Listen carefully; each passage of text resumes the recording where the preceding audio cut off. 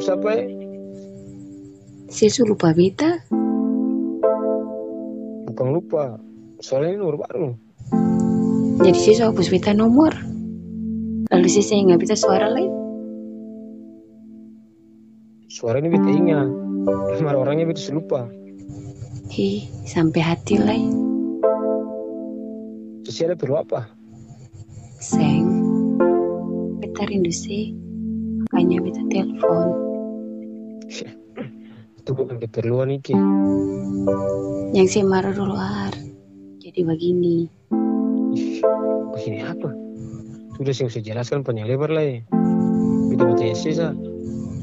Apakah sampah yang saya buang akan? Saya akan angkat ulang. Beta akan ambil ulang kalau itu berharga. Lalu kalau aku sudah buat tempat pembakaran, aku sudah jadi abu. Lalu bagaimana? Beta pasti menyesal tuh.